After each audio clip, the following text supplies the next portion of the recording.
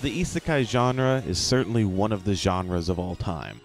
I'm certain most people who clicked on this video will be familiar with it. From SAO to Shield Hero to MILF Isekai to Reborn as a Vending Machine, the isekai genre is undoubtedly super saturated at this point.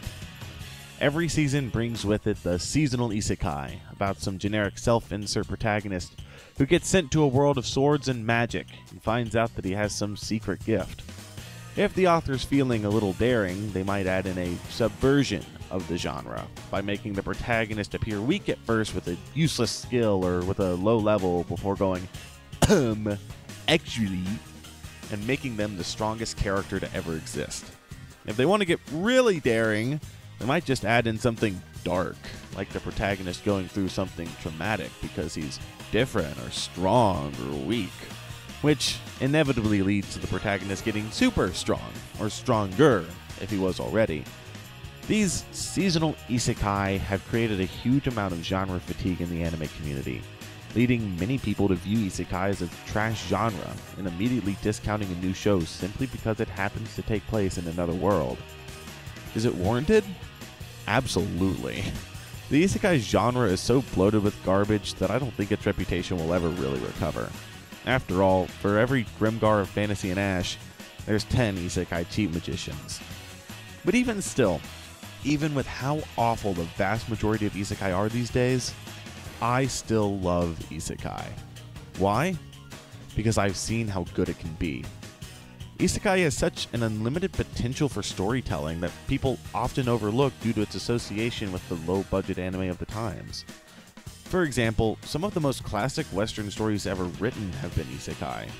The Wizard of Oz is an isekai. Ever heard of the little-known British series named The Chronicles of Narnia? Isekai. Even Mark Twain, yes, the Mark Twain, wrote an isekai novel called A Connecticut Yankee in King Arthur's Court all the way back in 1889. And yet, the isekai genre extends back even further than that. Some of you might have heard of a little story written in 1865 called Alice in Wonderland. That's right, isekai is as old as the American Civil War, if not older. There's a possibility the Abraham Lincoln could have read an isekai novel, though he didn't have a great opportunity to before, you know. Now, while these are arguably among the most iconic creative works in history, they don't exactly exemplify what I would consider a perfect isekai. So then, what would I consider a perfect isekai? To me, a perfect isekai is one that completely explores the different aspects of being in another world to the fullest. And there's one series that does that better than any other in my opinion. Might surprise you to learn that this series is the one in the title of this video, none other than Mushoku Tensei. For those of you who aren't familiar, Mushoku Tensei is an isekai. I know, that's a controversial opinion, but you'll have to stick with me. It follows our protagonist, Rudeus Greyrat, as he is born into a world of swords and magic and strives to live seriously. Throughout the story, we see him grow up through different stages of his life. He learns magic, meets people, and adventures throughout the world he has found himself in. On the surface, it sounds pretty generic, but Mushoku Tensei stands out from other isekai in one simple aspect. Other isekai are stories of a hero being summoned to defeat an evil demon king, or stories of people fighting to get back to their own world, or maybe stories of protagonists getting revenge on someone who has wronged them in some way. But Mushoku Tensei isn't any of those. Sure, there might be some similar plot points, but Mushoku Tensei isn't about any of that stuff specifically. You see, Mushoku Tensei is the story of the life of Rudeus Greyrat. Many different stories are told throughout it, but they aren't the focus of Mushoku Tensei. Rudeus is. We see him deal with various things throughout his life, whether it be as trivial as teaching someone to dance or as serious as losing friends and family. We see Rudeus at his highest points, and we see him at his lowest. We see every aspect of Rudeus' life in this other world, because that's what Mushoku Tensei is ultimately about. But notice one thing there. In this other world. That's important because, as I said, Mushoku Tensei isn't just a fantasy story about a kid we follow from birth. It's an isekai. We see Rudeus throughout his new life have to deal with the baggage from his old one. We see him struggle to acclimate to certain aspects of this new world since they differ so much from the one he used to call home. We see him use this new world as an opportunity to better himself in a way that he never could have in his past life. And that aspect of Mushoku Tensei is what pushes it from just an amazing fantasy story to my favorite story in all of fiction. It fully explores not only Rudeus' entire life to the fullest, it fully explores the concept of being in another world to the fullest as well, implementing both beautifully to achieve a product that I call a perfect isekai. However, in order for this to even happen in the first place, there needs to be a foundation to build off of. If a foundation is faulty, then no matter how good the rest of the building is, it won't be able to stand. Luckily, Mushoku Tensei just so happens to have a foundation that is not only capable of supporting the weight of the story, but actively sets it up for greatness from the very beginning. In this video, I'll be talking about the prologue of Mushoku Tensei, and looking at how it manages to set the stage for the perfect isekai. Mushoku Tensei starts with a protagonist standing in the rain and reflecting on his life up to this point. On the first page, we learn some very important things about our protagonist, and they're expanded on throughout the entire prologue. He's 34, he was formerly a shut-in before being kicked out of the house a couple hours ago. He was kicked out because he skipped his parents' funeral, and he regrets his entire life. Already, we can see how Mushoku Tensei sets itself up differently from other isekai. Most other isekai will have a teenage protagonist, typically in high school or college, but our protagonist here is much older. This works really well for an isekai, since he's experienced a lot more of life in this original world before he's thrust into the new one. Sure, he's been a shut-in since high school, but those extra years do count for more experiences that he's able to compare with those he'll have in his new world. It's not necessary for an isekai to have an initially older protagonist to be amazing. The typical teenager can and does work just fine, but it adds an extra layer to the story that has a lot of potential payoff, especially when a story aims to fully explore the protagonist's new life in the other world, like Mushoku Tensei does. Also, while many other isekai have the protagonist be a shut-in or have dead parents, I still think that not only do those tropes work super well for character development when handled right, Mushoku Tensei also sets them up amazingly well throughout the entire prologue. Parents are always an interesting aspect to look at in isekai stories, and in my opinion, how a series decides to handle them is one of the most important decisions it can make. Typically, they aren't addressed, since the time the protagonist spends in his original world is limited to only a scene or two before they get sent away and seem to forget they had parents. Occasionally, you'll find a protagonist who mentions their parents, but they're already dead. Finally, very rarely you'll encounter a series where the parents are mentioned and are also alive. Mushoku Tensei falls into the second category. Our protagonist tells us that his parents recently died, and he skipped the funeral. Why exactly did he skip the funeral? Well, because he's a shut-in. This is a relatively simple plot setup, but it is extremely effective, especially for an isekai. Including his parents in the plot instead of just mentioning that they exist adds a lot of potential depth to his character, since it allows him to reflect on them later throughout his time in his new world, helping to fully explore the idea of being in another world. The more connections a protagonist has to the world they came from, the more the another sticks out, which is the core of isekai. Also, parents are a massive part of anyone's life, for better or worse. So if a series wants to fully explore being in another world, it's almost necessary for them to include the parents somehow. Another part of the reason why it's so effective is because of what he's doing instead of attending the funeral. You see, instead of attending his parents' funeral, he decided to pleasure himself with some unorthodox material. This is where Mushoku Tensei takes a big step away from the crowd of other isekai shows, because, gasp! Our protagonist is a bad person! How will I self-insert now? That's right, ladies and gentlemen. We have ourselves here a flawed human being as our protagonist. This is part of what is, in my opinion, the most important thing that this prologue sets up. You see, a story with a perfect protagonist can be interesting. Just look at JoJo's Bizarre Adventure Part 1 with Jonathan Joestar as an example.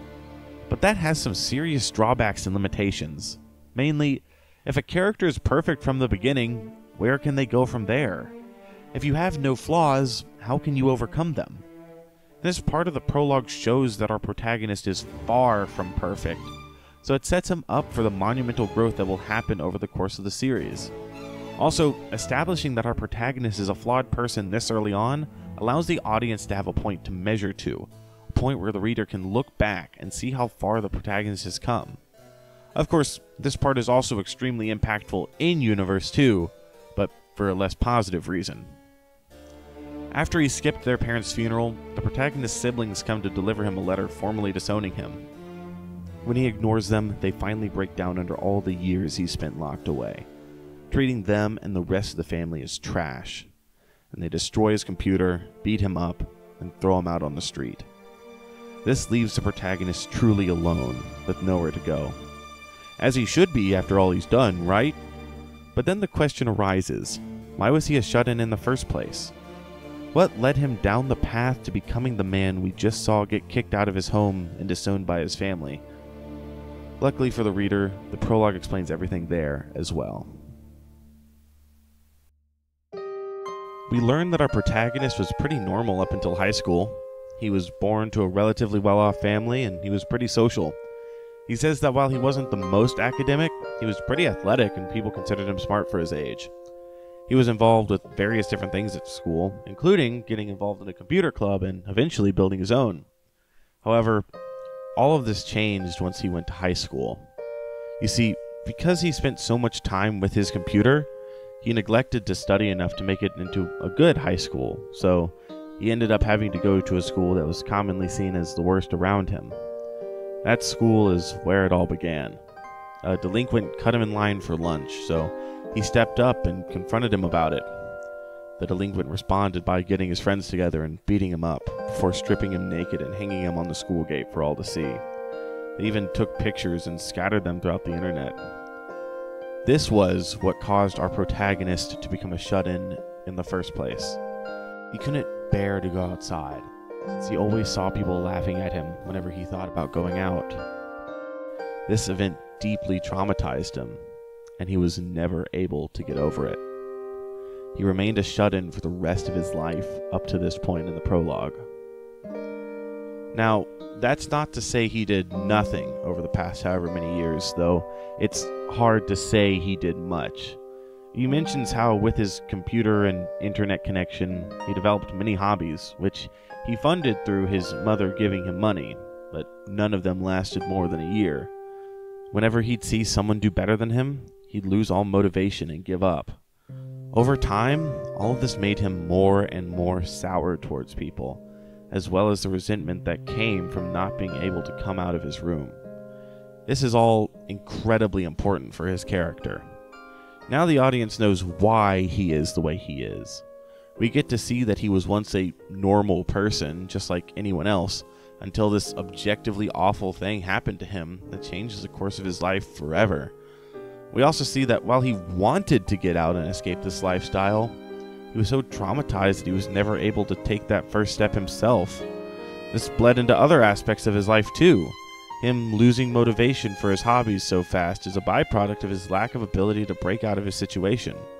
It left him weak and without much true support around him. From what we've learned so far, his mother gave him money to encourage his hobbies. And while I'm sure it was a well-intentioned effort to help her son, it ended up enabling his lifestyle even more. He never faced any real consequences for his actions until he was kicked out. This is another key piece of the puzzle, as we can see that he is the way he is now, not only because of his own inability to take action to better himself, but also because of the actions of those around him, directly and indirectly. His bullies directly caused him to shut himself in the first place, but it seems like his family indirectly kept him there by supporting the lifestyle, even if it was out of the goodness of their hearts in an attempt to help. Our protagonist never got the help he desperately needed, and that led him to be the person he is in the prologue. Knowing this helps the audience to sympathize with the failure we saw at the beginning of this chapter. And it begs the same question our protagonist asks. What if things had been different? How different could his life be right now? We see the protagonist ask himself this, and when he does, he realizes that he deeply regrets how he's lived his life. This regret wraps everything else together and completes the picture of who our protagonist truly is. We know at this point that our protagonist is a bad person, since no good person would leech off his family for decades while belittling them the entire time, and ultimately skip the funeral of their own parents. We also know, however, how he came to be this way, not just because of his own inability and unwillingness to take action, but through an extremely unfair situation he had no control over, coupled with no true support from those around him, leading to the lifestyle he found himself in being enabled. Now, with knowing that he regrets how he lived his life, we see the final piece of his character fall into place. He knows that his life has been awful. He knows that he wasted it. And this is the key. Acknowledging that there is a problem is the first step towards solving it, and our protagonist has done that. Now, how does this feed into the perfect isekai? Simple. It shows that our protagonist knows where he failed. By being able to look at his failures in this life, he's able to make the most of his next one by trying to avoid making the same mistakes again. He wants to do better. He doesn't want to regret everything again. This is his motivation. This is what will carry him through his next life.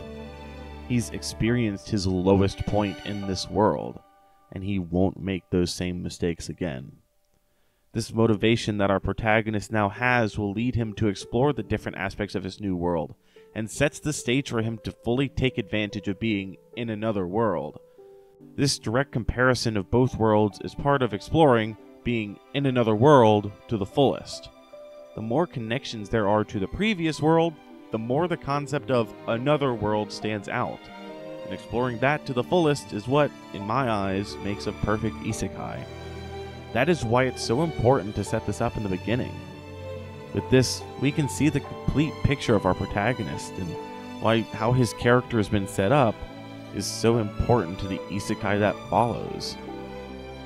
All that's missing is one last part.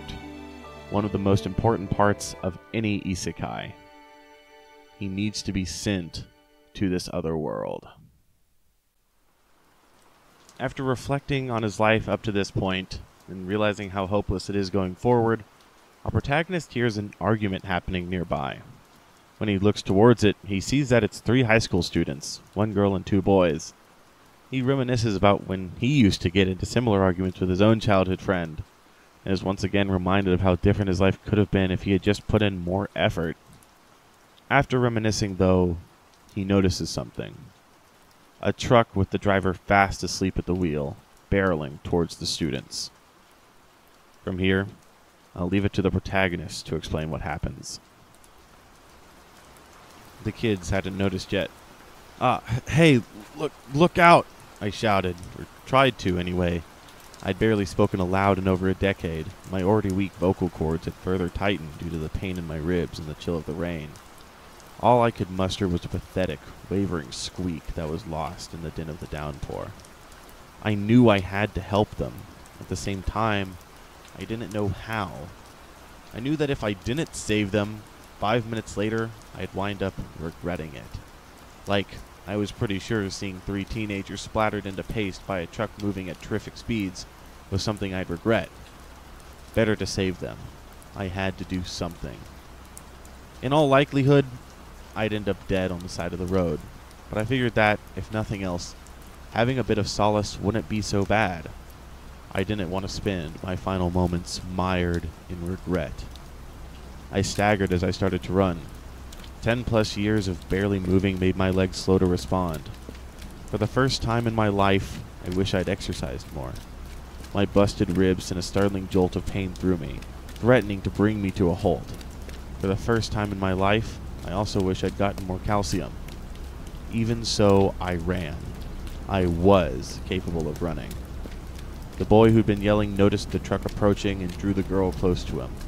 The other boy had looked away and hadn't spotted the truck yet. I grabbed him by the collar and yanked him behind me with all my might, and pushed him out of the vehicle's path. Good. Now that left the other two.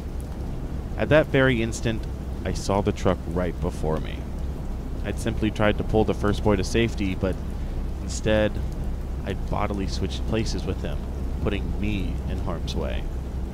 But that was unavoidable, and had nothing to do with the fact that I weighed over 100 kilos. Running at full speed, I'd simply stumbled a bit too far. The instant before the truck made contact, a light blossomed behind me. Was I about to see my life flash before my eyes, like people said? It only lasted a moment, so I couldn't tell. It was all so fast. Maybe that's what happens when your life is hollow and half-lived. I was struck by a truck more than 50 times my weight and thrown against a concrete wall. The air was forced from my lungs, which were still spasming for oxygen in the wake of running flat out. I couldn't speak, but I wasn't dead. My ample fat must have saved me. Except the truck was still moving.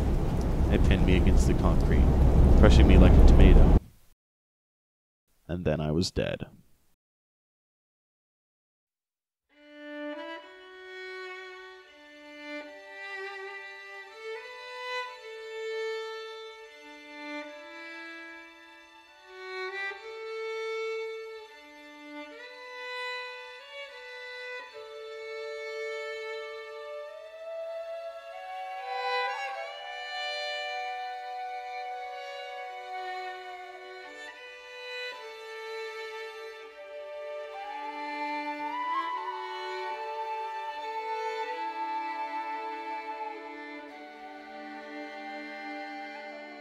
With that, Mushoku Tensei begins. Our protagonist is born in his new world, and his new parents give him a new name, Rudeus Grey Rat. Rudeus then sets off with one goal in mind. He's going to live seriously this time. He's going to live his life right, to the fullest, and without regrets. The exact opposite of how he lived his last life. He got his second chance, and he isn't going to take it lightly. Sure, he'll probably stumble at times.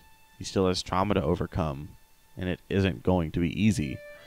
But he's going to try, something he's never done before. We now have a protagonist that is not only flawed and acknowledges it, but now has a second chance to fix everything, and the motivation to do so. This allows the author a perfect lens with which to explore all the different aspects of being in another world to the fullest. We also have many different aspects of his past life set up in a way that allow the author to explore the contrast between this life and his old one. Will the author take advantage of this setup? Will they go from this point and make a perfect isekai? Well, that's a video for another time, one I would certainly love to make, but whether you think Mushoku Tensei is a perfect isekai or not, I hope you can see now how the prologue sets the stage for one. Thank you all for watching.